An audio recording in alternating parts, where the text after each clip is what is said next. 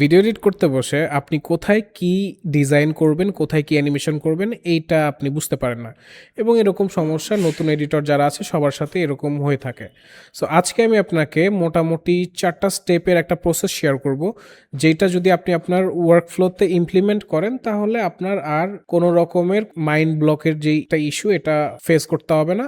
আপনার মোটামুটি ভিজুয়ালাইজেশনের problem সবটুকুই solve হয়ে যাবে। প্রথম অবস্থায় এটা ফলো করতে মোটামুটি আপনার 20 থেকে 40 মিনিট সর্বোচ্চ সময় লাগবে।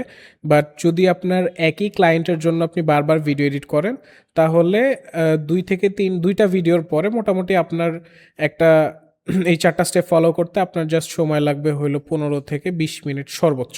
এটা আমি আমার অভিজ্ঞতা থেকে বলছি। ওকে, সো আমরা এই টোটাল 4টা ধাপকে আমি স্টোরি বোর্ডিং বলছি। স্টোরি বোর্ডিং শুনে ভিডিওটা কেটে দেওয়ার কোনোই মানে নাই, কারণ স্টোরি বোর্ডিং সোশ্যাল মিডিয়াতে অনেক কমপ্লেক্সভাবে দেখানো হয়েছে। বাট মাত্র 4টা ধাপ মানলে আপনার ভিডিও এডিটিংয়ের জন্য স্টোরি বোর্ডিং একদমই সহজ। সো আমরা সরাসরি চলে যাই। আচ্ছা, এটার মধ্যে কিন্তু কোনো এআই এর ইনভলভমেন্ট নাই, যা আছে সম্পূর্ণ ম্যানুয়াল এবং আপনাকে ম্যানুয়ালি সব কিছু করতে হবে এবং ম্যানুয়ালটা সব থেকে বেস্ট। ওকে, সো প্রথম স্টেপে আপনাকে প্ল্যান করতে হবে। ঠিক আছে, ভিডিও পাওয়ার পরে ট্রিম করার পরে আপনার বেশ কিছু জিনিস আছে। সো প্রথম স্টেপ হইল প্ল্যানিং। ঠিক আছে, ভিজুয়ালাইজেশনে বসার আগে আপনার এই ভিডিওটার টপিকটা কি এইটা ভালোভাবে বুঝতে হবে। তারপরে ভিডিওর ভাইভ কি, এটা কি এনার্জেটিক ভিডিও বা অথরিটি বিল্ডিং, আপনার ক্রিয়েটর কি অথরিটি বিল্ড করছে এই ভিডিওর মাধ্যমে, না কনভার্সন নেওয়ার চেষ্টা করছে, না কি করতে যাচ্ছে, এটা আপনাকে আগে ভালোভাবে বুঝতে হবে। আর টপিকটা কি বা এখানে সে কি দেখাইতে চাচ্ছে বা এই ভিডিওর মধ্যে দিয়ে সে কি অ্যাচিভ করতে চাচ্ছে এটাও আপনাকে ভালোভাবে বুঝতে হবে।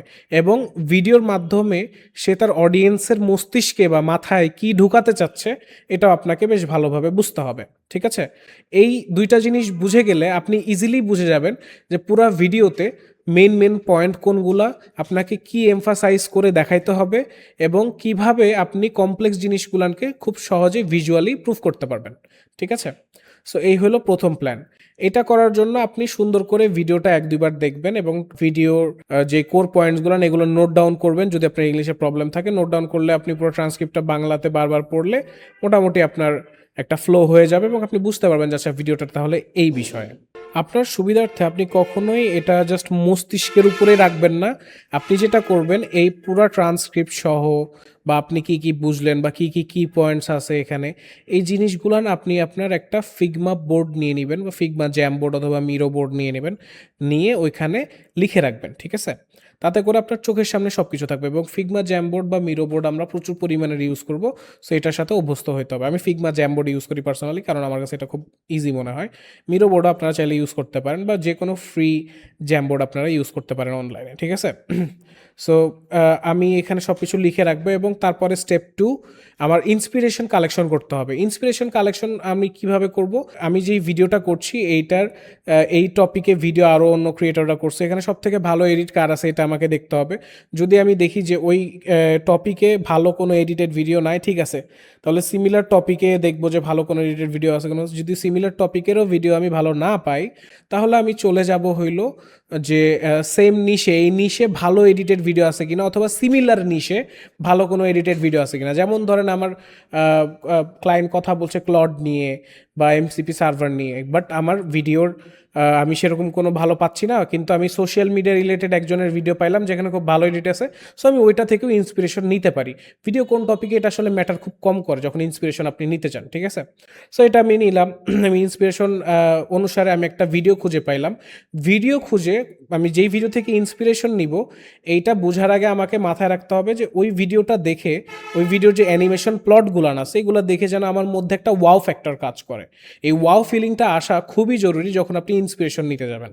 ঠিক আছে, সো ওয়াও ফ্যাক্টর আসার পরে আপনার ভিডিও একটা সিলেক্ট হয়ে গেল।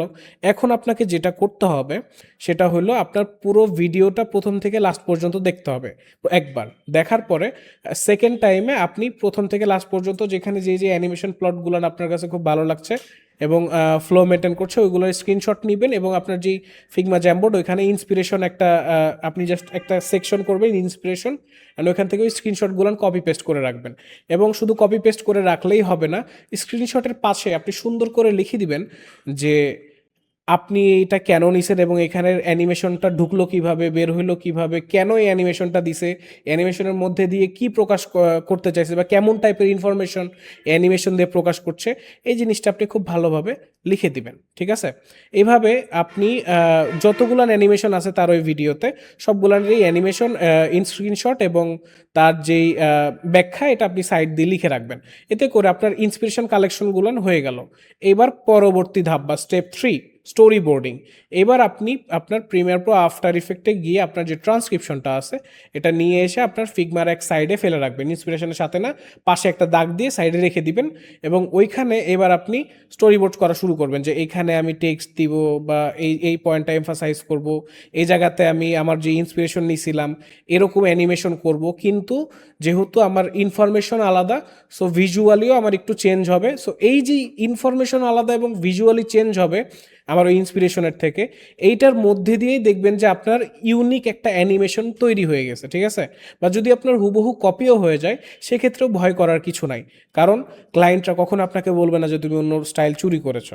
That's not how it works. ইউটিউবে স্টাইল একজন আরেকজনের কপি করে, সো এখানে আপনার ভয় পাওয়ার কিছু নাই।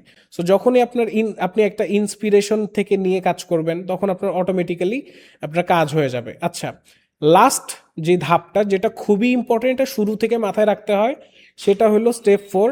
আপনার যখন আপনি স্টোরি বোর্ড করবেন বা আপনি ইন্সপিরেশন নেবেন এবং আপনার এই দুইটার কম্বিনেশনটাকে আপনি সমতা করে চলবেন, এই যে নিজের লিমিট রাখা, এই লিমিট রাখাটা হলো স্টেপ 4। স্টেপ 4 এই জিনিসটা আমি আপনাকে একটু ভালোভাবে বুঝাই।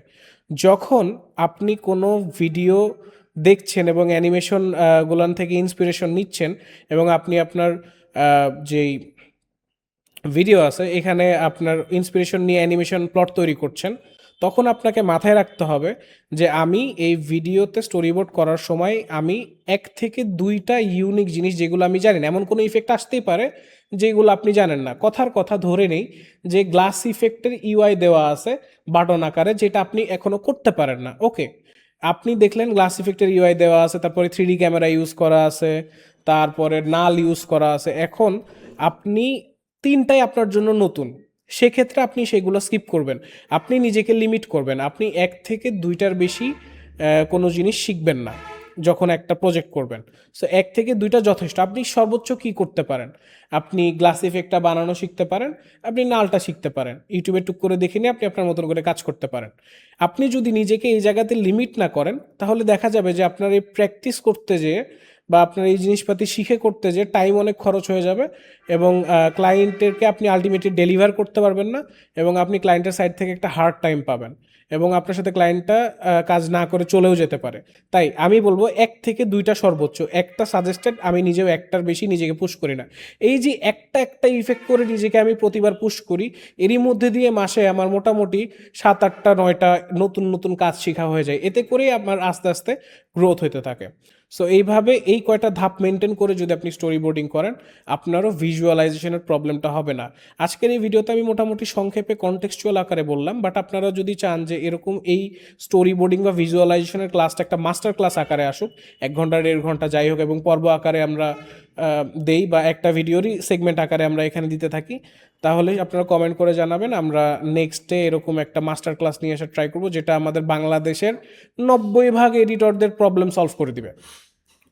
সো ধন্যবাদ সবাইকে, ছিলাম আপনাদের সাথে রাব্বি হাসান। পরবর্তী ভিডিওতে দেখা হচ্ছে। আল্লাহ হাফেজ।